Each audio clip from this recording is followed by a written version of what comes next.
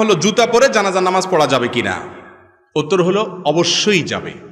আমাদের দেশে জানাজা নামাজে দাঁড়াইলে সবাই গণহারে জুতা খুলে সামনে রাখে, ঠিক না? রাসূল করিম সাল্লাল্লাহু আলাইহি সাল্লাম বলেছেন, সল্লু ফি আলা সল্লু ফি নিআলিকুম, ও মুসলমানরা তোমরা জুতা পরে নামাজ পড়িও যদি প্রয়োজন হয়। কারণ ইহুদিরা জুতা পরে নামাজ পড়ে না, জুতা খুলে নামাজ পড়াটাকে জরুরি মনে করে। তোমাদের কখনো ঠেকায় পড়ে গেলে দরকার হলে জুতা পরে নামাজ পড়তে পারো। জানাজা নামাজ তো বাহিরে পড়া সুন্নত, মসজিদে না। তো বাহিরে নামাজ হলে জুতা পরেই নামাজ পড়ার কথা। তবে হ্যাঁ, জুতার নিচে যদি নাপাক থাকে, আপনি একটু তলা দেখলেন, নাপাক আছে দেখলেন, তাহলে জুতা খুলে রেখে আপনি নামাজ পড়েন, বা খুলে তার উপরে নামাজ পড়েন, নামাজ হয়ে যাবে। কিন্তু যদি দেখেন যে না, নাপাকের কোনো আলামত নাই, মাটি কাদা তো থাকবে, এটা তো আর নাপাক না। মাটি কি নাপাক?